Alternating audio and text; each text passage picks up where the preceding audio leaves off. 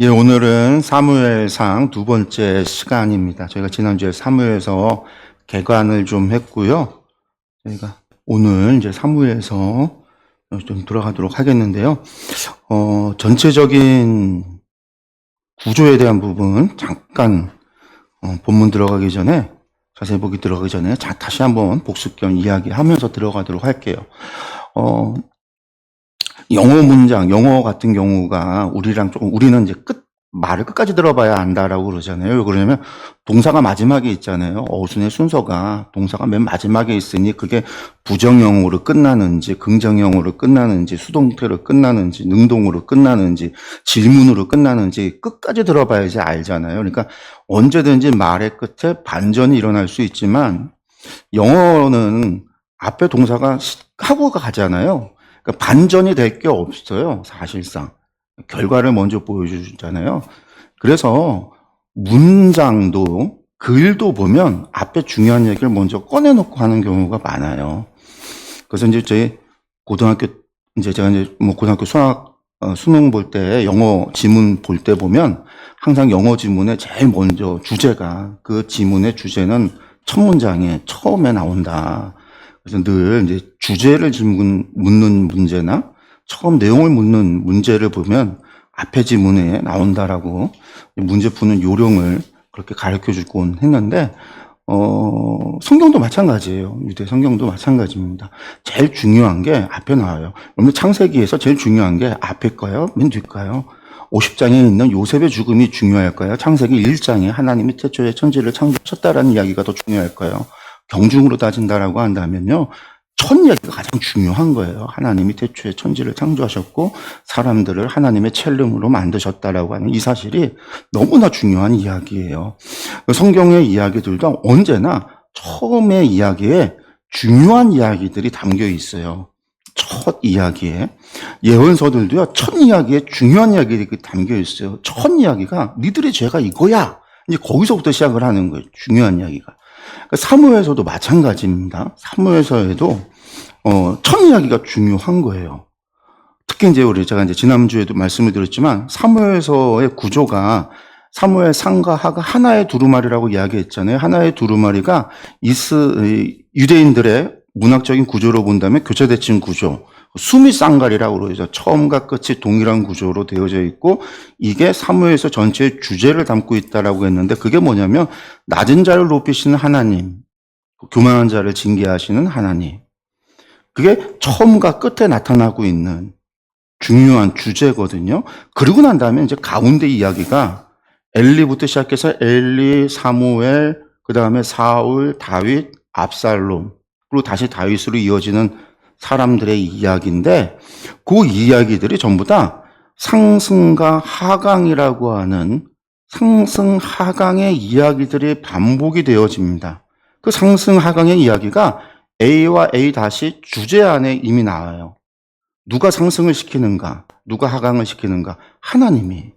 하나님께서 낮은 자를 높이신다. 하나님께서 교만한 자를 낮추신다.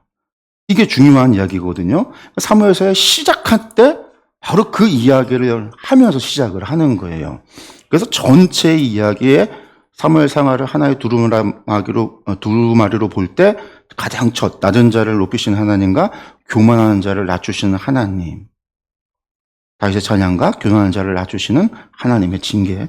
그래서 이 두 부분이 사무엘서 전체를 하나의 보자기로 감싸고 있는, 수미쌍갈로 감싸고 있는 사무엘서 전체의 주제다. 그래서 이제 유대인들 같은 경우는 첫 시작할 때 중요한 주제 얘기하고 마지막에 다시 한번 언급해 주는 방식을 사용을 하는데, 사무엘서가 이런 구조를 가지고 있어요. 그러니까 이제 저희들이 오늘 보게 되어지는 게 이 부분에 대한 거죠. 저희들이 이제 처음 자세히 보게 들어가서 이제 1장하고 2장에 대한 부분을 보는데, 그 중에서 저희들이 보는 게 낮은 자를 높이시는 하나님. 그러니까 사무엘서 전체의 주제에 해당하는 가장 중요한 부분을 보게 되는 거고요. 그 주제에 해당하는 부분이 또 재밌어요. 우리가 사무엘서 하면은 다윗의 이야기인데 책의 제목은 사무엘이에요. 사무엘서잖아요. 사무엘이고. 그리고 그 첫 시작의 이야기도 사무엘에 관한 이야기라는 거예요. 이게 또 의미가 있는 거죠. 왜 사무엘일까? 사무엘일까? 그리고 여러분들 이 책이, 물론 이제 사무엘의 이야기는 주전 11세기, 그러니까 주전 11세기, 10세기, 11세기경에 사사시대 말에서 왕정으로 넘어가는 시기에 있었던 사건입니다. 그 사건이지만 이 사무엘서가 기록된 시기, 기록된 거는 분열왕국의 솔로몬 시대 이후에 기록이 됐어요. 제가 이제 지난주에 개관을 하면서 지난 시간에 말씀을 드렸잖아요. 그래서 사무엘서에 보면은 시글락이 유대 왕이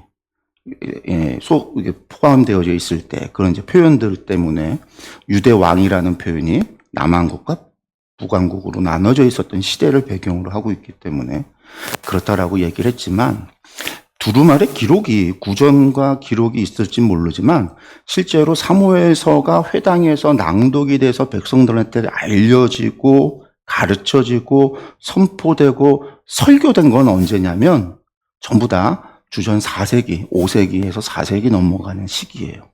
그 시기가 언제냐면 바벨론의 포로로 잡혀가고 그 이후 시기라는 거예요. 우리가 이제 그 바벨론 포로 이후 시기를 제2성전 시기라고 보통 부릅니다. 바벨론 포로 이후에 두 번째 성전을 지은 시기를 바벨론 포로 후기 시기를 그냥 제2성전 시기라고 한다면, 그 시기 때 사무엘서가 회당에서 성경으로 받아들여지고 읽혀지고 낭독이 됐어요. 그때 그 사람들한테는 사무엘서는 역사가 아니라 예언서로서 읽혀진 거예요. 그럼 왜 이게 사무엘이 있었던 역사적 사건의 의미가 아니라 역사적 사건이 제2성전 시기에 왜 설교되어졌는가, 성경으로 기록이 되어졌는가, 우리가 가지고 있는 이러한 구조로, 이러한 이야기로 기록이 되어졌는가, 여기에 의미가 있는 거죠. 그러면 제2성전 시기, 5세기, 4세기 그러한 시기에 이 성경은 어떤 의미를 가지고 있는가라고 하는 관점에서 사무엘서를 또 들여다봐야 되는 거예요. 근데 이게 우리가 이제 구약 성경을 읽을 때 항상 역사적인 배경을, 두 가지 배경을 가지고 살펴야 되는 이유인 거예요. 사무엘이 살았던 시대의 1차적인 배경과 이 성경이 읽혀지고 낭독되어지는 제2성전기 시대 배경. 근데 이렇게 성경을 보는 게, 저희 지난번에 우리 서지방 연합집회 때 이익상 목사님이 에스라 강의를 하면서 그렇게 봤잖아요. 에스라서를 읽으면서 막 요나서를 같이 보고, 에스라 보면서 아가서를 같이 보고 막 그랬단 말이에요. 성경을 그렇게 보는 이유가 그런 차이가 있어요. 요나서는 13세기 주전, 아니 13세기가 아니죠. 주전 8세기 때 선지자고, 8세기 때 선지자, 북이스라엘의 선지자인데 왜 에스라가 활동했던 5세기 때 사람들의 이야기를 하면서 요나를 읽을까? 라는 거예요. 요 시대 때 요나가 읽혀졌기 때문에, 요나가 설교되어졌기 때문에, 요나 당시에 설교되어진 의미가 아니라 이때 성경으로 받아들여졌던 이 시기의 요나에 받아들여진 의미가 중요하다, 그렇게 보기 때문에 그거 입장에서 말씀을 드렸던 거고요. 왜냐면 우리가 이제 성경을 볼 때 그런 두 가지 입장들이 있어요. 그러니까 사무엘서도 마찬가지예요. 우리가 이제 구약을 그렇게 보면 구약의 이야기가 되게 풍성해질 수가 있어요. 우리가 몰랐던 부분들도 볼 수가 있는 거죠. 그러니까 우리가 사무엘서를 좀 들어가서 그렇게 한번 보면 이 한나의 이야기도 좀 다르게 우리가 접근해 갈 수가 있는 거죠. 이야기가 풍성해지는 거예요. 왜냐하면 한나 이야기 너무 간단해요. 우리가 잘 아는 이야기잖아요. 애 못 낳던 여자가 하나님 앞에 기도하고 나중에 애를 낳아서 하나님 앞에 드렸다. 이걸로 끝. 그리고 하나님 앞에 감사 찬양 드렸다. 서원했다. 그리고 그 아이가 하나님 앞에 나시들으면서 드려졌다. 왜 그걸로 끝? 무슨 얘기 더 있어요? 그렇게 할 수가 있겠지만 여기에는 대단히 중요한 얘기가 있다라는 거예요. 왜 이게 주제냐? 그런 것들 포함해서 왜 이 이야기로 시작을 했느냐도 중요한 거예요. 그래서 보면은 먼저 이제 한나의 기도에 응답하신 하나님인데요. 두 가지로 나눠지죠. 한나의 서원과 사무엘의 출생에 대한 이야기입니다. 1절에서 18절까지가 한나의 서원인데, 이 사무엘서를 시작하는 첫 번째 이야기에 에브라임 산지 라마다임 소빔의 에브라임 사람 엘가나라 하는 사람이 있었으니 그는 여로함의 아들이요 엘리후의 손자요 도우의 증손이요 숲의 현손이더라. 그에게 두 아내가 있었으니 한 사람의 이름은 한나요. 한 사람의 이름은 분인나라. 분인나에게는 자식이 있고 한나에게는 자식이 없었더라. 이렇게 시작을 해요. 사무엘을 얘기하려고 하기 때문에 사무엘 당시에서는 별 의미가 없지만 제2성전기 바벨론 갔다가 돌아온 사람들에게 있어서는요, 이 첫 이야기를 시작할 때 이 이야기가 좀 재밌어요. 왜 그러냐면 에브라임 산지는 어디냐면은요, 그 시대 때로 이야기한다면 에브라임 산지는 사마리아 산지예요. 사마리아 땅이거든요. 왜 사마리아 땅이지? 왜 우리가 관심도 없는데. 제2성전기를 살았던 사람들에게 사마리아라고 하는 지역은 성전 지을 때 방해했던 세력이고 자신들의 성벽을 무너뜨렸던 사람들이고 성문을 불태웠던 사람들이고 자신들을 괴롭히는 사람들이란 말이에요. 별로 관심도 없고 적대적이고 관심 갖기도 싫고 부정한 사람들, 교류하기도 싫은 사람들. 우리가 알고 싶은 거는 우리 유대인들, 우리 조상들, 유대와 레위인과 베냐민들, 그 사람들이 이제 포로 갔다 돌아왔던 중추인들이니까 가장 기본적인 사람들이. 근데 그 시작을 할 때 에브라임 사람을 이야기하고 있다. 의미가 있는 거예요. 의도가 있는 거죠. 사무엘을 얘기해야 되니까. 그러니까 사무엘부터 시작하는 이야기가 중요하다라는 거죠. 그리고 또 여기 보면은요, 이게 의미가 있어요. 구약의 예루살렘 멸망 이전까지는요, 이렇게 얘기를 했어요. 언제나 에브라임 산지에 사는 사람이 있다. 그 사람이 에브라임 사람이다라는 거예요. 에브라임 산지에 사니까 에브라임 사람이에요. 그러면 끝이에요. 그 사람에 대한 소개가 끝이에요. 근데 갔다 오고 나서는요, 땅이 중요한 게 아니라 땅이 없어졌으니까 기업을 다 잃어버렸기 때문에 족보가 그 뒤로는 중요해서 제2성전기 때는 맨날 족보를 얘기를 해요. 내가 누구 자손이다. 그래서 이제 족보가 붙는 거죠. 여로함의 아들이요, 엘리후의 손자, 도우의 증손이요, 숲의 손선이더라. 이 사람의 이름들을 좀 보면은 엘가나라고 하는 사람 자체의 이름의 의미가 하나님이 창조하셨다라는 뜻이에요. 엘가나, 하나님이 창조하셨다. 그 아버지가 여로함인데 사랑받는 자라는 뜻이에요.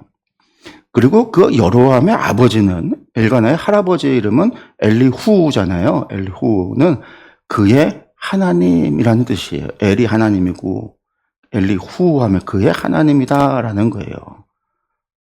그리고 이제 도후 하면 토라고 하는 건 굴욕이다라는 의미도 있는데 한 이스라엘 사람의 도우다 뭐 이런 뜻도 있어요. 아마 굴욕이다는 아닐 것 같고, 왜냐면 근데 그럴 수도 있어요. 이스라엘 사람들이 막 이름 지을 때 막 안 좋은 상황에서 나오면 막 안 좋은 이름도 지으니까 그럴 수도 있겠죠. 그 숲이라고 하는 사람은 꿀송이, 벌집이다라는 의미인데, 그러니까 저는 이름의 의미가 위로 올라갈수록 증조할아버지, 고조할아버지로 올라갈수록 이름의 의미들이 별로 좋아 보이지 않지만 아버지 엘가나나 여로함이나 엘리오로 가면 신앙적인 이름을 갖고 있어요.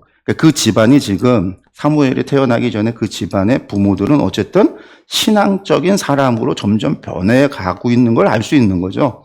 이 사람들이 지금 사사시대를 살고 있으니까 우리가 사사시대 배경을 생각을 한다면 그렇게 우상숭배에 빠졌고 하나님을 떠나 살고 왕이 없으므로 자기 소견에 옳은 대로 행하던 그들을 그러한 시대에 하나님을 신앙을 찾아서 자식들의 이름을 지어가는 가정, 짓는 가정, 그런 가정이라는 거예요. 그러니까 이 사람들의 가정이 신앙을 가진 가정이구나라고 하는 거를 족보에서 이름을 보면서 그나마 좀 유추해 볼 수가 있는 거죠. 최소한 사무엘의 아버지나 할아버지 그 윗대에서부터는 신앙을 좀 가졌고 그거에 따라서 이름들을 짓기 시작을 했구나라는 걸 알 수가 있어요. 근데 이 사람에게는 아내가 있었다. 근데 이건 우리가 이제 첩이라고 생각하면 안 되고 이스라엘에 첩이라는 개념이 없다고 그랬죠. 어쨌든 아내는 다 본처들이에요, 다. 근데 한 명에게는 자식이 있고 한 명에게는 자식이 없었다라는 겁니다. 그러니까 이 사람이 매년 자기 성읍에서 나와서 실로에 올라가서 만군의 여호와께 예배하며 제사를 드렸는데, 여기서 재미있죠. 재밌는 게 아니라 우리가 사사시대하고 연관지어서 본다면 여호와라는 말이 들어왔으면 신앙이 바른 사람. 그러니까 여기서도 알 수 있어요. 이 사람이 지금 이게 엘가나가 말하는 건 아니지만 여호와께 드렸다는 거는 바른 신앙으로 바르게 제사를 드렸다라는 의미를 드리고 있는 거예요. 그러니까 이 사람이 매년 자기 성읍에서 나와서 제사를 드렸으니까 1년에 3번 올라가서 제사를 드려야 되는데 아마도 이것은 초막절이나 6월절에 드리는 제사가 아니라 오순절에 드리는 제사인 것 같아요. 뒤에 보면은 축제와 같은 것들이 있거든요. 잔치의 음식을 나누고 하는 이야기를 보면 아마 초막절에 추수한 기쁨을 가지고 곡식을 가지고 올라가서 하나님 앞에 감사의 제사를 드렸던 것 같아요. 그래서 매년 빠지지 않고 하나님 앞에 드리는 제사. 그러니까 이 집안이 신앙이 엘가나가 바른 신앙을 가지고 하나님 앞에 바르게 예배드리고 바르게 제사를 드리고 있었구나. 자기 집을 떠나서 실로에 계속해서 가서 하나님 앞에 제사 드리는 사람이었구나라는 것을 알 수 있어요. 그 당시에 엘리의 두 아들 홈리와 비느하스가 여호와의 제사장으로 거기에 있었다. 엘리가 제사장으로 있을 때 여호와의 말씀이 희귀했던 시대였고, 홈리와 비느하스는 뒤에서 보면 알지만 아주 불의한 악한 제사장들이었지만, 그럼에도 불구하고 제사장들이 악했음에도 불구하고 죄를 짓는 사람이었음에도 불구하고 엘가나가 그렇게 열심히 하나님 앞에 매년 제사를 드렸고, 한나도 우리가 알다시피 그렇게 하나님 앞에 제사 드렸을 때 하나님이 한나의 기도를 받으시는 거죠. 하나님은 제사장도 중요하지만 누구를 보는 거예요? 예배하러 오는 자를 보는 거죠. 계속 볼게요. 엘가나가 제사를 드리는 날에는 제물의 분깃을 그의 아내 분인나와 그의 모든 자녀에게 주고 각각에게 주고, 자식이 없는 한나에게는 갑절을 더 줬다. 왜? 그를 사랑하기 때문에. 그러나 여호와께서 그에게 임신하지 못하게 하시니. 근데 한나는 임신을 못했어요. 그 원인이 누구에게? 여호와께. 사람의 생사복이 하나님께 있다고 그러잖아요. 여호와께서 임신하지 못하게 의도를 가지고 그러셨다라는 거죠. 여호와께서. 여기서도 특별히 여호와께서. 지금 이 성경을 기록하고 있는 전지적 작가, 기자는 계속해서 여호와라고만 기록하고 있어요. 요 의미가 있는 거예요. 이것도 여호와가. 언약적인 관계 안에서 여호와가 이야기하고 있는 거죠. 여호와께서 그에게 임신하지 못하게 하심으로 그의 적수인 분인나가 그를 심히 격분하게 하여 괴롭게 하더라. 분인나는 자식이 있는 부인이잖아요. 근데 성경은요, 그 여인을 적수라고 그래요. 차라라고 그랬습니다. 차라. 이 적수, 차라라고 하는 말이 뭐냐면, 원래 역경, 고뇌, 고통, 고난 이런 건데, 원래 이런 의미거든요. 근데 이제 이게 차르라고 하는 말에서 나왔는데, 이게 원래는 능동적으로 보면 적대자, 막 괴롭히는, 고통받는 원수 이런 뜻이에요. 그러니까 이 여자가, 분인나가 이 한나를 자식이 없다고 해서 이 여자를 되게 괴롭히고 막 못 살게 굴고 막 고통을 주고 막 그랬다라는 거예요. 이 한나가 그를 심히 격분하게 화가 날 정도로 슬퍼. 사실은 격분이라는 게 화뿐만이 아니라 아주 슬퍼하다, 막 애통하다, 막 그런 의미도 있거든요. 그러니까 그렇게 그런 이제 고통 속에서 슬픔 속에서 괴로움을 당했다라는 겁니다. 근데 매년 한나가 여호와의 집에 올라갈 때마다 남편이 그같이 하니까 분인나가 더 그러는 거예요. 2배씩 주니까 한나에게 하나님 앞에 드릴 제물을 2배씩 하니까 분인나가 또 격분함으로 그가 울고 먹지 아니하니 더 힘든 거죠. 그의 남편 엘가나가 그에게 이르되 한나여 어찌하여 울며 어찌하여 먹지 아니하며 어찌하여 그대의 마음이 슬프냐. 내가 그대에게 10 아들보다 낫지 아니하냐 하니라. 그들이 실로에서 먹고 마신 후에 한나가 일어나니 그때 제사장 엘리는 여호와의 전 문설주 곁 의자에 앉아 있었더라. 그러니까 그들이 실로에서 먹고 마신 후에, 아마 이게 이제 실로에서 있었던 잔치, 이게 오순절에 감사절기를 드릴 때 잔치가 벌어지거든요. 아마 그때였던 것 같아요. 그때. 그러니까 이제 한나가 마음이 괴로워서 여호와께 기도하고 통곡하며 서원하여 이르되 만군의 여호와여, 만일 주의 여종의 고통을 돌보시고 나를 기억하사 주의 여종을 잊지 아니하시고 주의 여종에게 아들을 주시면 내가 그의 평생의 그를 여호와께 드리고 삭도를 그의 머리에 대지 아니하겠나이다. 서원을 하고 있는 거예요. 내 머리에 삭도를 대지 않는다라고 하는 거는 나시린으로 하나님 앞에 드리겠습니다라는 뜻이거든요. 그러니까 나시린의 지켜야 되는 규례가 뭐냐면 머리의 삭도, 그러니까 머리를 자르지 않겠다라는 거하고 포도주와 독주를 마시지 않겠다라는 거하고 시체를 가까이 하지 않겠다. 평생을 거룩하게 구별되게 하나님 앞에 드려져서 레위인이 아님에도 하나님 앞에 드려져서 하나님을 섬기는 일을 평생토록 성막에서 하나님을 섬기는 일을 하면서 회막에서 살아가도록 하겠다. 성전에 드리겠다라는 뜻이거든요. 그러니까 나시린이 그런 사람이에요. 하나님 앞에 드려진다라는 뜻이. 그러니까 지금 한나가 그렇게 하나님 앞에 소원을 했는데 엘리가 보니까 이 여자가 회막에 앉아갖고서는 막 슬피 울면서 중얼중얼 하는데 소리는 안 들리고 하니까 잔치에 먹고 마시고 그때 거기서 마신다라는 건 포도주를 마신다라는, 과일즙을 마신다라는 건 포도즙을 마신다는 얘기거든요. 그러니까 포도주를 마시고 술 취해갖고 그러는 줄 알고서는 엘리가 그에게 언제까지 취해서 성전에서 성막 앞에서 이러고 있을 거냐, 포도주 끊어라. 이제 그렇게 얘기를 하니까 한나가 내가 포도주 먹어서 그런 게 아니라 마음이 슬픈 여자라 마신 것이 아니라 여호와 앞에서 내 심정을 통한 것뿐이라. 여기서도 마찬가지죠. 뭐라고 그래요? 한나가 내가 여호와 앞에서, 한나가 하나님 앞에서라고 해요? 여호와 앞에서라는 거예요. 한나가 여호와 앞에서 계속 여호와 앞에 오래도록 기도했다라고 그러죠. 여호와 앞에서라는 거예요. 그러니까 당신의 요정을 악한 여자로 여기지 마시고 내가 지금까지 말한 것은 나의 원통함과 격분됨이 많기 때문이다 하는지라. 엘리가 뭐라고 대답하냐면 이르되 평안히 가라. 이스라엘의 하나님이 내가 기도하여 구한 것을 허락하시기를 원하노라 하니. 엘가나도 여호와라고 그러고요. 한나도 여호와라고 그러고요. 기자도 여호와라고 지금 그러고 있는데 재밌는 거는요. 제사장인 엘리가 뭐라고 그러고 있어요? 이스라엘의 엘로힘이, 하나님이. 원래 이스라엘의 엘로힘이라고 했으니까 이방 사람들이 말하는 엘로힘이라고 말하는 건 분명히 달라요. 다르긴 하지만 여호와라고 말하는 거하고 엘로힘이라고 말하는 거하고는 분명한 차이가 있어요. 사사시대에 있어서는. 왜? 엘로힘이라고 하는 뜻이 사사시대에서는 신이라고 하는 뜻이니까. 언약하신 우리를 구원하시고 우리와 언약을 맺으신 여호와라는 의미가 아니라 그냥 전능하신 신 혹은 여러 신들 가운데 한 신 정도의 의미가 사사시대 엘로힘이라고 하는 의미였기 때문에, 그러니까 엘리는 유일하게 엘리만 지금 엘로힘이라는 말을 쓰고 있어요. 그러니까 엘리가 이 이후에 엘리 집안이 망하게 되어지는 이유가,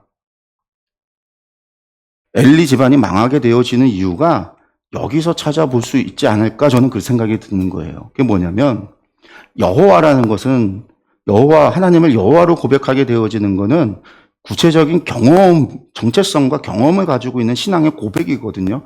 여호와가 우리를 구원하시고 언약을 맺으시고 하나님과 나와의 관계가 언약으로 맺어져 있는 구체적인 관계가 있다라고 하는 고백이 여호와라는 고백이에요. 이건 경험적인 교제 가운데 있어지는 구체적인. 근데 엘로힘이라고 하는, 신이라고 하는 거는 그냥 경험 없이 지식적으로 아는 그 정도의 고백이에요. 그냥. 그래서 사사기에서는 엘로힘이라고 이야기할 때는 신앙이 잘못된 신앙이, 대부분 엘로힘이라고 얘기할 때는 잘못된 신앙, 죄 지을 때 엘로힘 하고 있고요.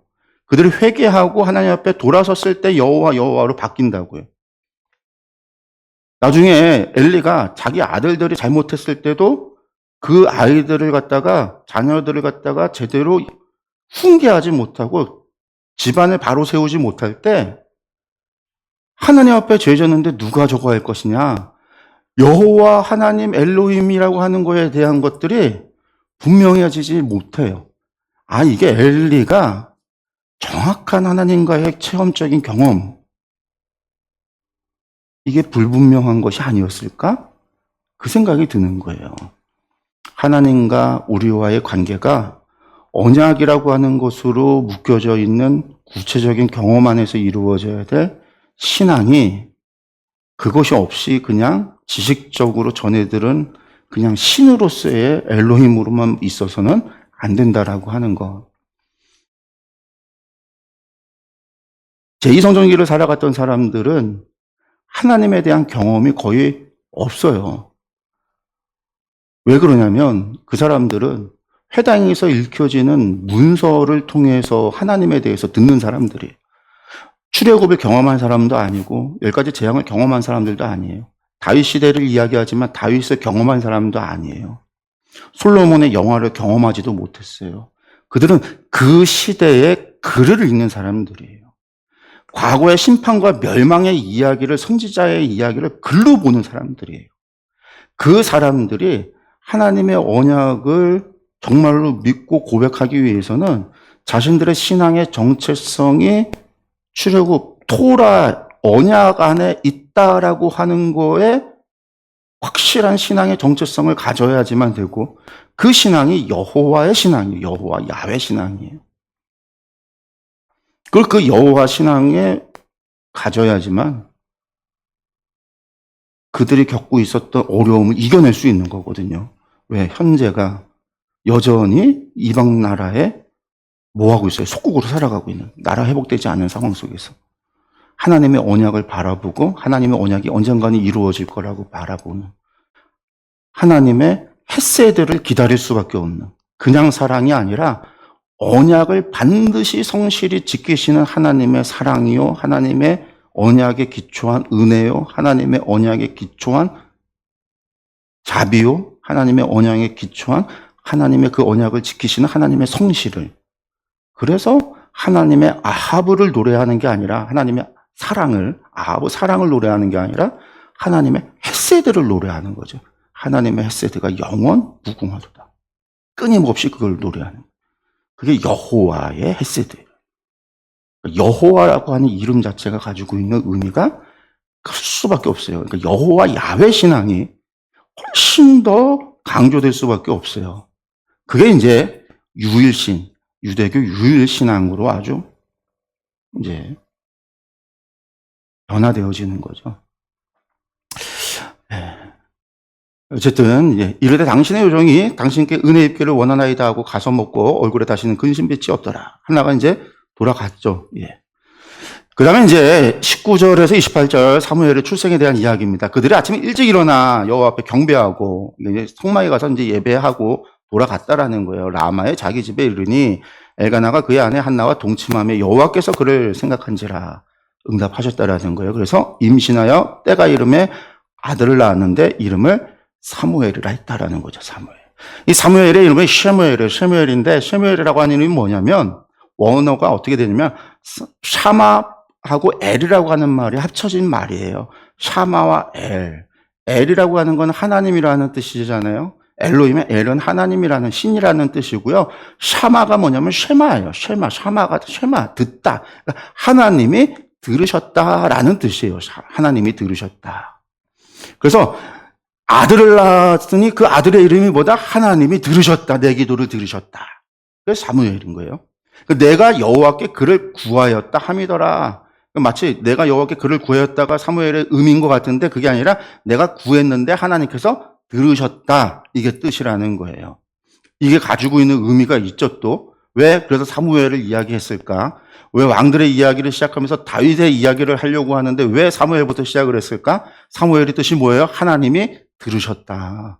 여러분 제2성전기에 역대기 사관이라고 하는 역대기 역사서를 쓰면서 역대기 사관이라고 하는 거에서 중요한 것 가운데 하나가 뭐냐면 하나님 앞에 기도하면 하나님이 기도를 들어주신다라는 거예요. 그전까지는요, 인간이 기도하지 않아도 하나님께서 먼저 다가오시고, 구약 성경을 보면 하나님이 먼저 다가오셔서 먼저 말씀하시고, 먼저 복을 주시고, 먼저 하나님이 은혜 주시는 경우가 대단히 많았어요. 하나님 먼저 하실 때가 있는 거예요. 그런데 제2성전기 시대를 가서 보면 기도해야 하나님이 들어주신다가 되는 거예요. 우리의 상황을 하나님 앞에 구하면 하나님이 들으신다가 되는 거예요. 멸망의 심판과 멸망을 겪고 났더니 심판받은 우리가 어떻게 해야 하나님께 돌아갈 수 있고 하나님이 우리의 말을 들을까 봤더니 우리가 하나님 앞에 기도해야 하나님이 우리의 음성을 듣는다라는 거예요. 그래서 제2성전기의 대표적인 문서인 느헤미야 같은 경우에 느헤미야는 어떤 문제 앞에 섰는지 기도했더니 기도했다라는 얘기. 사무엘로 시작하는 거 하나님이 들으신다. 하나님이 들으셨다. 내가 구했더니 하나님이 들으셨다. 왜 사무엘의 이야기를 시작하면서 구약성서 사무엘서 전체의 주제도 마찬가지예요. 구했더니 들으셨다. 다윗의 이야기의 중심 가운데 하나가 뭐예요? 다윗이 기도했더니 하나님이 들으셨다예요. 사무엘서에 다윗이 기도했더니 하나님 들으셨다는 이야기가 없는 것 같잖아요. 하나밖에 없어요. 자식, 바세바가 간음해서 나왔던 자식, 임신했던 자식 하나님 앞에 그렇게 기도했더니 안 살려주셨어요. 그 아들 죽였단 말이에요, 하나님이. 그랬더니 다윗이 막 울고 그러다가 죽었다는 걸 눈치를 채고 하인들이 그 신하들의 표정을 보고선 눈치를 채고 울음을 딱 그치고 나와요. 그리고 나서는 더 이상 하나님 앞에 그 죽은 자식을 위해서 기도하지 않죠. 하나님께서 솔로몬을 다시 주시기는 하지만 그거 말고는 기도했다는 얘기가 없지만 시편에 가면 다윗이 얼마나 많은 기도했다는 이야기가 나와요. 그가 사울에게 쫓길 때 기도했던 시편, 압살롬에 쫓길 때 기도했던 거, 그거에 다 응답해 주신 게 사무엘서의 이야기잖아요. 그래서 그가 결국 왕으로서 40년을 통치하고 그가 왕으로서 살다가 하나님께 언약을 받고 그 언약대로 그의 아들 솔로몬이 왕이 되어지는 이야기가 나오잖아요. 기도했더니 들으셨다라는 거. 사무엘서 전체에 하나의 주제예요. 상승과 곡성이 어떻게 이루어지는가? 기도했더니 사울이 기도했는가? 사울이 기도하는 이야기가 안 나와요. 사울이 죄를 졌는데 회개했는가? 회개가 안 나와요. 엘리가 회개했는가? 엘리가 회개를 안 해요. 기도하는 자와 기도하지 않는 자가 나눠진다라는 거예요. 사무엘, 하나님은 들으신다. 그 사람 엘가나와 그의 온 집이 여호와께 매년 제와 선제를 드리러 올라갈 때에 오직 한나는 올라가지 아니하고 아이를 낳은 뒤로는 올라가지 않은 거예요. 매년 올라가는데 안 올라가요. 그의 남편에게 이르되 아이를 젖대거든 젖을 떼면 내가 올라가겠다. 그를 데리고 가서 여호와 앞에 뵙게 하고 거기서 영원히 있게 하겠다. 나시린으로 드리고 성막에 영원히 그곳에 나시린으로서 두겠다. 젖을 뗀 뒤에 그렇게 이야기를 하고 올라가지 않았다는 거죠. 그의 남편 엘가나가 그에게 이르되 그대의 소견에 좋은 대로 하라. 그러니까 이 남편도요. 신앙이 좋다는 걸 알 수 있는 거예요. 한나가 어렵게 낳은 아들인데 아들이잖아요. 욕심이 있을 수 있고 당시의 아들은 그냥 재산이잖아요. 재산. 그런데도 하나님 앞에 드린다는 거에 남편이 오케이 해주는 거잖아요. 그를 저때기까지 기다리라 오직 여호와께서 그의 말씀대로 이루시기를 원하노라 하니라. 이에 그 여자가 그의 아들을 양육하며 그가 저때기까지 기다리다가 젖을 뗀 후에 그를 데리고 올라갈새 수소 3마리와 밀가루 1에바와 포도주 1가죽부대를 가지고 실로 여호와의 집에 나아갔는데 젖을 뗀 후에, 그러니까 당시에 젖을 떼는 게 언제 젖을 뗐는지는 정확하게 몰라요. 우리랑은 좀 달라요. 요즘은 뭐 젖을 일찍 떼고 이유식을 먹이고 하는데 당시에는 젖을 되게 오래도록 먹였기 때문에 젖을 뗀 게 언제까지 뗐는지는 정확하게 모릅니다. 거기다가 저기 이제 아이가라는 말이 히브리어로 나르라고 되어 있는데 어리더라라고 하는 저 어리더라도 나르예요. 근데 저 나르가 아기도 나르라고 하지만 소년도 나르라고 그러고 20세 이하의 사람들은 전부 나르라고 그랬어요. 20세 이하의 청년들도 나르라고 한 거예요. 그러니까 20세 이하부터 시작해서 갓난아기까지 전부 나르라고 했기 때문에 나이가 언제까지였는지를 정확하게 몰라요. 근데 젖된 후였으니까 아마 당시에 최소한 한 2살 정도 이후지 않을까. 젖을 완전히 엄마 품에서 아기가 이제 최소한 돌 이상까지는 젖을 당시에는 먹였을 것 같고 젖이 이제 완전히 마른 다음에도 아이가 엄마 젖을 찾을 수 있으니까 아마 그 품을 떼기까지는 최소한 돌 지나고 좀 시간이 어쨌든 한 2살 정도 엄마 품을 떠날 시기, 아마 그 시기 정도 충분히 떠날 수 있는 시기까지 데리고 있다가 간 것이 아닐까 생각이 드는 거죠. 그러니까 그래서 이제 나르가 2번 반복이 되니까 아주 어렸을 때다 우리가 이제 그렇게 생각을 하면 되는데 그렇게 해서 이제 데리고 가서 제사를 드리고 엘리에게 가서는 한나가 이르되 내 주여 당신의 사심으로 맹세하나이다. 나는 여기서 내 주 당신 곁에 서서 여호와께 기도하던 여자라 하면서 어떻게 해요? 이 아이를 위하여 내가 기도하였더니 내가 구하여 기도한 바를 여호와께서 내게 허락하신지라. 그러므로 나도 그를 여호와께 드리되 그의 평생을 여호와께 드리나이다 하고 그가 거기서 여호와께 경배하니라. 근데 생각해 보면은요, 사무엘은 자기가 자기를 드린 게 아니라 엄마가 드렸는데 평생을 거기 살아야 돼요. 엄마가 드린 거잖아요. 자기 신앙이 아니고. 사무엘이 그것을 받아들인 거죠. 엄마가 양육했고 가르쳤고 사무엘이 그것을 잘 받아들인 거죠. 그 어린아이를 띄워놓는다라고 하는 거가, 그러니까 제가 나이가 젖된 후라고 하는 게 단순히 1살, 2살, 저는 조금 더 크지 않았을까 생각이 들어요. 양육, 훈육을 하고 충분히 엄마를 띄워놓을 수 있을 정도까지 되지 않았을까 생각이 들어요. 그리고 이제 그것을 가르쳐서 훈육해서 한 것이 아닐까. 뭐 제 개인적인 생각입니다. 정확하게 알 수 없으니까. 왜냐하면 나으르 자체가 20세 이하니까. 어쨌든 그가 받아들이고 간 거라고 생각이 들거든요. 매년 이제 한나가 사무엘을 만나러 가요. 매년. 제사 드리러 매년 가니까. 아빠, 엄마가 맨날 가니까 매년. 근데 깐난 애기가 1년에 한 번 엄마, 아빠 오면 집에 가고 싶다고 안 그러겠어요. 근데 여호와 앞에서 그가 하나님 섬기는 일을 계속했다라는 얘기는 얼마나 그러니까 사무엘이 잘 훈련을 받고 신앙을 가지고 어려서부터 했었는지를 충분히 우리가 유추하고 생각해 볼 수 있는 거죠. 그러니까 엘가나의 집안이 또 한나의 신앙이 충분히 그러한 집안이었구나라는 것을 우리가 알 수 있습니다. 그 다음에 이제 2장 1절에서 11절에 한나의 감사 찬양이 나오는데 이 찬양이 중요한 게 이게 이제 여기에서 이제 한나가 하나님 앞에 감사 찬양을 드리는 거예요. 아이를 드리면서 드리는 감사예요. 근데 이 감사 찬양의 이야기를 보면 우리는 뭐겠어요? 하나님 기도에 응답해 주셔서 감사합니다잖아요. 우리는 보통 우리가 어떤 소원의 제물을 가지고 하나님 앞에 제물을 드리거나 혹은 기도를 해서 응답을 받으면 하나님 제가 이런 A라고 하는 것을 요구했는데 하나님 A라고 하는 거에 응답해 주셔서 감사해요. 그래서 감사하다고 이제 예물을 드리거나 찬양을 드리거나 그렇게 제물을 드리잖아요. 근데 한나는 감사 찬양은 그런 얘기가 아니에요. 이 한나의 이야기에는 아들 주셔서 감사합니다라는 얘기가 한마디도 나오질 않아요. 여기에는 무슨 이야기가 나오냐면 하나님은 어떤 분이신가에 대한 하나님에 대한 속성에 대한 찬양이 나와요.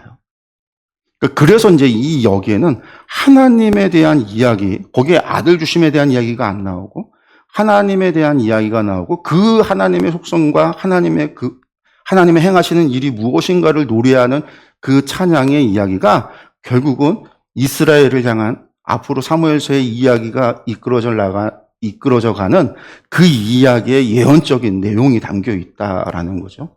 그게 이제 사무엘서 전체의 주제가 되어지는 것.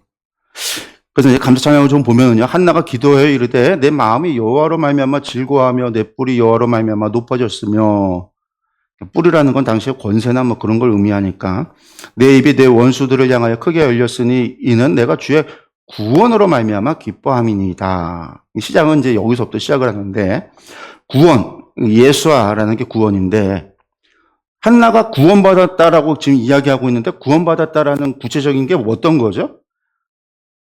문인나로부터 계속 괴롭힘 당했는데 아들 없다는 이유로 자식이 없다는 이유로 괴롭힘 당했는데 이제 내가 하나님께서 저에게 기도에 응답해 주셔서 제가 아들을 낳음으로 말미암아 어떻게 됐어요? 제가 이제 아들을 낳음으로 내가 떳떳해져서 내가 구원받았다라는 거예요. 이 얘기가 뭐냐면 구약에는요, 우리가 구원이라고 하는 개념이 우리는 죽어서 천국 가는 게 구원이잖아요. 유대인들에게 있어서는요, 그런 구원 개념이 없어요. 토라에도, 모세 오경에도 하나님의 언약의 약속에 너희가 죽어서 천국 간다라고 하는 약속이 없어요. 너희가 약속으로 내 백성이 됐다라고 하지, 이 땅에서 이미 백성이 된 거지. 그러니까 이스라엘 사람들은 이미 하나님의 백성인 거지, 율법은 뭐예요? 백성으로서 최소한 하나님의 백성이니까 이러한 삶을 살아가야 된다라고 하는 이야기를 하고 있는 거지, 너희가 이걸 지켜서 하나님의 백성이 된다라는 얘기가 아니에요. 너희가 백성으로서의 의무를 다하라라는 얘기지, 이걸 해서 너희가 하나님의 백성으로 된다, 백성으로 변화된다는 게 아니라 이 사람들 이미 하나님의 백성이니까 구원의 개념이 없어요. 죽어서 천국 가는 게 아니라 이미 우리는 날 때부터 하나님의 백성이잖아요. 이 사람들에게 있어서 구원의 개념이라는 거는 어떤 것이 구원의 개념이냐면 자신들의 문제가 해결되는 거. 자신의 문제가 해결되는 게 구원인 거예요. 전쟁의 위협으로부터 우리가 구원받았다라는 건 전쟁에서 승리했다라는 거잖아요. 어떤 위협 앞에서 우리가 구원받았다라는 건 그 위협을 해결받았다라는 거예요. 어떤 문제 앞에서 우리가 구원받았다는 건 그 문제가 해결받았다라는 거예요. 하나님은 우리의 문제를 해결해 주신다라는, 그게 유대인들의 구원이에요. 구약에서. 우리처럼 죽어서 천국 간다라는 게 아니라 우리가 택하여 부르심 받았다. 예수님이 십자가에서 이미 죽으심으로 말미암아 우리의 모든 죄를 다 사하여 주셨다. 그러므로 우리는 이미 구원받은 존재죠. 우리는 이미 구원받은 거지. 죽어서 천국에 가야 구원받는 게 아니라, 그래서 구원받은 삶을 천국 가서 살아가는 삶이 아니라 이미 우리는 구원받은 존재로서 이 땅에서 구원받은 자로서 하나님의 백성으로서의 삶을 살아갈 의무와 책임이 있는 건데, 우리가 의무와 책임을 하고 싶지 않으니까 의무도 많고 책임이 무겁다라고 생각이 들고 세상에서 살아가기에는 조금 껄쩍지근하니까 이런 것들은 죽어서 천국 가서 좀 지키는 것으로 하고 이 땅에서는 그냥 살아가면 안 될까요가 악한 마음인 거죠. 근데 교회 다니면서 자꾸만 그런 생각을 갖는다라는 거예요. 그래서 어떻게요? 죽어서 천국 가는 걸로 구원으로 해놓고 이 땅에서는 어쩔 수 없어. 세상에서 속해서 살아가니까 세계 로마에 가서 로마의 법을 따르려고 세상의 가치관과 세상의 법을 따라야지. 사업을 하면서 무슨 다 퍼주면 어떻게 돈 벌고 어떻게 살아갈 거야. 그런 얘기가 나오는 거예요. 근데 우리는 이미 구원받은 하나님의 백성이란 말이에요. 우리가 천국 가서 백성이 아니라 지금 하나님 백성이에요. 천국 가서 우리가 거룩한 성도가 되는 게 아니라 지금 여기서 성도잖아요. 거룩한 성자 써서 성도란 말이에요. 우리는 천국 가서 그리스도의 말씀을 따르는 사람들이 아니라 이 땅에서 그리스도의 도를 따르는, 그리스도의 가르침을 따르는 그리스도인이잖아요. 지금 여기서 우리는 너희가 성령으로 거듭나지 아니하면 결단코 천국에 가지 못한다고 그랬지, 천국에 가서 성령으로 거듭난다는 얘기가 아니라 이미 여기서 우리가 믿음으로 말미암아 그리스도와 함께 죽고 그리스도와 함께 다시 사는, 거듭나는, 믿음으로 말미암아 거듭나는 삶이 시작되어진다라는 거잖아요. 그러니까 구원의 개념이, 유대인들의 개념, 구원의 개념이 틀린 게 아니에요. 우리도 그런 개념이 있어야 되는데 우리가 자꾸만 죽어서 천국 가는 것을 착각을 해요. 자꾸만 그렇게 해놔야 이 땅에서의 삶을 우리가 자유롭게 살아갈 수 있다라고 생각을 하니까, 내가 자유롭게 사는 거에 대해서 핑계 댈 수가 있으니까 그런 거예요. 그 여호와 같이 거룩하신 이가 없으시니, 카도시, 거룩하신 이가 없으시니, 구별되는 이가 없으시니 이는 주밖에 다른 이가 없고 우리 하나님 같은 반석도 없으십니다. 우리 하나님 같은 신이 없다라는 거죠. 우리 같은 하나님 같은, 우리 신과 같은 반석도 없다. 여호와, 그분 같은. 예, 심히 교만한 말을 다시 하지 말 것이며 오만한 말을 너희의 입에서 내지 말지어다. 여호와는 지식의 하나님이시라. 그래서 지식이 대야라고 되어져 있는데 이 대야가 지식 알다라는 거거든요. 이게 이제 여성형으로 대야라고 되어져 있는데 이게 뭐에서 유래가 된 말이냐면 야다에서 온 말이에요. 야다라는 말이 뭐냐면 그냥 겉핥기식이 아니라, 이거 제가 한번 얘기한 적이 있는데 남자와 여성의 성관계를 할 때 남자가 여자를 알다라고 하면 야다라는 말을 써요. 그러니까 그게 뭐냐면 그러니까 관계를 통해서 정말 속까지 아는, 겉핥기식이 아니라 정말 그 안까지 본질을 안다라고 할 때 그냥 야다라는 걸 얘기하는 거거든요. 그러니까 지식이라고 하는 게, 알미라는 게 그냥 알미 아니라 본질을 아는, 세상의 모든 본질을 아는 하나님이시다라는 이야기예요. 대야라는 게. 그래서 그것으로 모든 행동을 달아보신 하나님이시니까 모든 본질을 꿰뚫어 보시고 모든 본질을 아시는 분이시니까 모든 것을 아시는 분이니까 그분이 달아보시는, 이 달아본다는 게 천칭을 달아본다는 거, 재판을 이야기하는 거거든요. 재판을. 그 재판이 공의로울 수밖에 없고 틀림이 없는 거죠. 용사의 활은 꺾이고 넘어진 자는 힘으로 띠를 띠도다. 풍족하던 자들은 양식을 위하여 품을 팔고 줄이던 자들은 다시 줄이지 아니하도다. 전에 임신하지 못하는 자는 7을 낳았고 많은 자녀를 둔 자는 쇠약하도다. 이런 일들이 벌어지는 모든 것이 하나님께서 지식의 하나님이기 때문에 여호와가, 우리 여호와는 모든 걸 아시는 신이시기에 모든 걸 행동을 달아보시기에 용사라 말하는 자들의 활이 꺾여지는 것도, 넘어지는 자의 힘이 띠를 띠는 것도, 풍족하는 자의 양식이 품이 팔리고 줄이던 자가 다시 줄이지 아니하는 것도 전부 다 하나님이 행하시는 거죠. 바벨론이 멸망한 것도, 페르시아가 기울어지는 것도, 헬라가 무너지고 로마가 서는 것도 하나님이 행하시는 일이라는 거예요. 전부 다. 그러면서 나오는 거죠. 여호와가 어떤 분이시냐. 죽이기도 하고 살리기도 하신다. 수월에 내리기도 하고, 여기 구약에서는 지옥인 거죠. 지옥에 내리기도 하고 거기서 다시 올리기도 하시는 분이 여호와시다. 여호와는 가난하기도 하고 부하기도 하시고 낮추기도 하고 높이기도 하시는도다. 가난한 자를 진토에서 일으키고 빈궁한 자를 거름더미에 올리사 귀족들과 함께 앉게 하시고 영광의 자리를 차지하게 하시는도다. 땅의 기둥들은 여호와의 것이라. 여호와께서 세계를 그것들 위에 세우셨도다. 구약시대에는 스올에 있고 스올에 기둥이 있어요. 땅에 기둥이 있고 기둥 위에 세계, 육지가 이렇게 올라와 있다고 믿었으니까 지금 그 얘기를 하는 거예요. 그 기둥 위에 세계가, 그게 다 하나님 거든. 그가 그의 거룩한 자들의 발을 지킬 것이요 악인들을 흑암 중에서 잠잠하게 하시리니 힘으로는 이길 사람이 없습니다. 이게 이제 한나의 기도지만 이게 지금 제2성전 시기를 살아갔던 사람들한테 이 설교, 한나의 찬양을 이야기하고 그 사람들이 한나의 찬양을 낭독하고 예배 때 찬양을 이것을 갖다가 같이 부른다라는 얘기는 무슨 얘기예요? 여호와께서, 우리의 언약의 하나님이, 인자가 무궁하신, 헷세드가 무궁하신 그 하나님께서 우리가 그 하나님 앞에 그 인자하심과 언약 하나님께로만 돌아가기만 한다면, 그 언약이 하나님, 헷세드의 하나님이 우리에게로만 다시금 돌아와서 인자를, 우리를 용서하시고 우리에게만 돌아오시면 그분이 우리를 수월에 우리가 떨어졌다 할지라도 우리를 다시 일으키실 것이고, 우리가 낮아졌다 할지라도 우리를 다시 높이실 것이고, 우리가 가난한 자라 있다 할지라도 우리를 진토에서 세우실 것이고, 우리를 다시 세우신다라는 얘기예요. 저들이 아무리 높은 곳에 있다 할지라도 내리신다라는 거예요. 페르시가 아무리 강성하다 할지라도 하나님께서 저들을 내리실 수 있다라는 거죠. 한나의 기도는 그런 의미가 있는 거예요. 그들에게 그것들을 보여주고 있는 거죠. 그러면서 여호와를 대적하는 자는 산산이 깨어질 것이라. 하늘에서 우레로 그들을 치시리로다. 여호와께서 땅끝까지 심판을 내리시고 자기 왕에게 힘을 주시며 자기의 기름 부음을 받은 자의 뿔을 높이시리로다. 자기의 기름 부음 받은 자가 누구예요? 그리스도잖아요. 메시아. 그 뿔을 높이시리로다 하니라. 엘가나는 라마의 자기 집으로 돌아가고 그 아이는 제사장 엘리 앞에서 여호와를 섬기니라. 이게 이제 한나의 감사찬양의 끝이에요.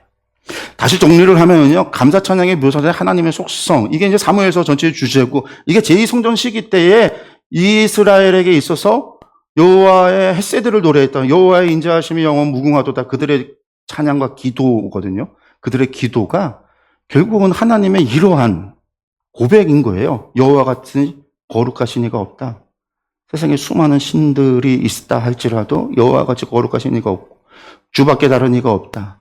우리 하나님 같은 반석도 없다. 여호와는 지식의 하나님이시다. 여호와는 사람의 행동을 달아보신다.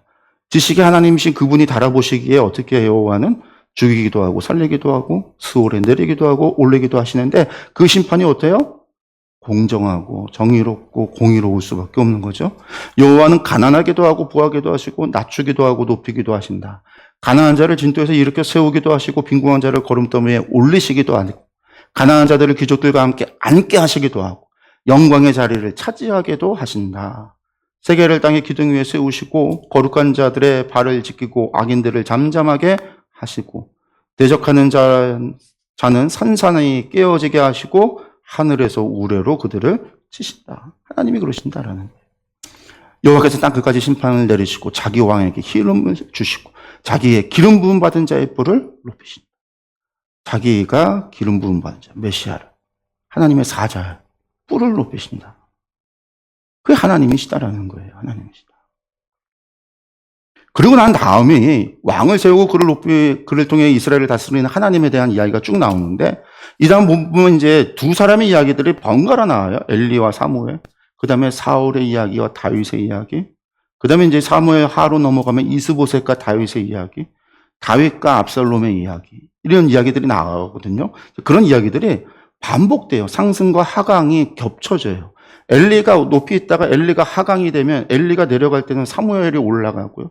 사무엘의 이야기가 하강의 곡선을 타고 내려가요.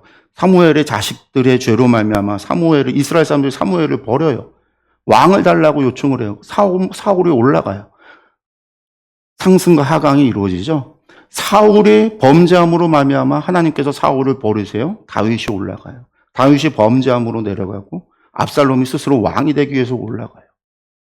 근데 압살롬은 스스로 왕이 되려고 한 거였기 때문에 하나님께서 그 압살롬을 다시 끄집어 내리시고 다윗을 다시 왕으로 올리시다. 그러니까 사무엘 상하의 상승과 하강이 번갈아 돼요. 올리고 내려가는데, 근데 이 올리고 내려가는 게 누가 하시는가? 한나가 얘기하는 것처럼 여호와께서 제사장이 되어졌던, 선지자가 되어졌던, 왕이 되어졌던, 선지자, 제사장, 왕의 공통점이 뭐죠? 기름 부음 받은 자예요. 메시아죠. 제2성전기 때 그들이 기다리고 고대했던 메시아, 기름 부음 받은 자. 누가 그들을 올려요? 하나님께서. 누가 그들을 내려요? 하나님께서. 결국은 하나님께서. 그러니까 사무엘의 이야기가 단순히 사무엘의 이야기가 사무엘에게서 끝나는 게 아니라 제2성전기를 살았던 사람들에게 있어서는 이 이야기가 그들에게 있어서는 하나님께로 돌아가고 하나님의 언약으로 돌아가고 하나님의 헤세드를 기대하며 하나님의 인자가 영원한 무궁하기를 소망하며 기도했던 간절했던 그들의 신앙을 보여주고 있는 거고요. 그게 오늘날 우리에게 읽혀질 때 우리도 마찬가지예요. 우리도 하나님의 그 언약 가운데서 그 언약을 하나님이 성실히 이루어 주셨잖아요. 그래서 예수 그리스도가 이 땅 가운데 오셔서 하나님께서 약속하신 대로 예수님을 통하여서 우리 모든 사람들의 죄를 사하고 용서하셨단 말이에요. 우리의 죄를 다 감당하셨단 말이에요. 그럼 그걸로 끝이냐? 끝이 아니죠. 아직 이루어지지 않은 게 있단 말이에요. 주님의 재림이라고 하는 것을 우리가 바라보는 거잖아요. 그 언약이 남아있단 말이에요. 그 언약을 바라보면서, 주님의 재림을 바라보면서 우리도 뭘 해야 돼요? 하나님의 인자하심을 노래하고 찬양하면서 기대하는 거죠. 나 구원받았으니까 끝났다 만세가 아니라 하나님의 그 인자하심을 노래하면서 주님 오실 그날까지 아직 하나님을 알지 못하는 누가 있어요? 우리 주변에 내 가족이 있고 내 친구가 있고 나의 동기가 있고 나의 이웃이 있잖아요. 그래서 하나님이 우리에게 명하신 거 아니에요, 주님이? 가서 모든 민족으로 제자를 삼아라. 내가 성령의 권능을 받아 예루살렘과 온 유대와 사마리아 땅까지 이르러 내 증인이 되라. 너희가 복음의 빚진 자가 되어서 그 복음을 전하라. 그게 우리에게 주어졌단 말이에요. 그러니까 그걸 위해서 우리가 뭘 해야 돼요? 하나님의 인자하심을 기다리는 수밖에 없잖아요. 죽어도 안 믿어요. 복음 전해도 안 믿어요. 그럼 포기할 건가? 포기해서는 안 되잖아요. 그때는 우리는 어떻게 해야 돼요? 회당장 야이로의 이야기를 기억을 해야죠. 예수님이 야이로에게 믿기만 해라. 딸에게 믿으라고 하지 않았어요. 딸은 이미 죽었단 말이에요. 죽은 시체가 돼서 부정하는 존재가 시체가 돼버렸어요. 근데 그 야이로에게 얘기를 했어요. 믿기만 해라. 그러면 구원함을 얻으리라. 믿기만 해라.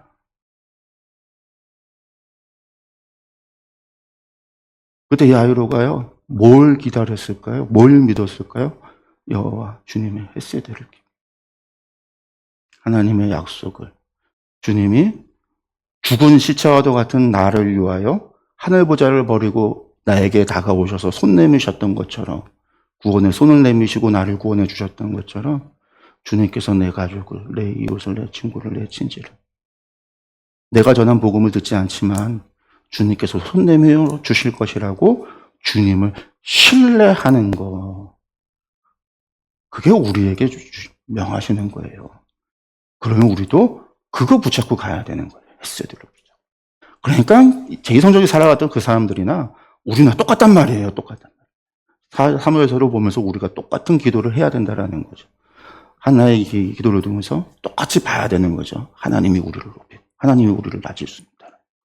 그러니까 하나님을 기대하고 하나님을 소망하고 하나님을 의지하고 하나님의 약속 붙잡고 우리가 하나님께 기도하며 나아가야 된다는 사실을 우리가 기억했으면 좋겠습니다. 사무엘서를 이렇게 계속해서 보도록 하겠습니다. 오늘 말씀 여기서 마무리하도록 하겠습니다. 기도하겠습니다.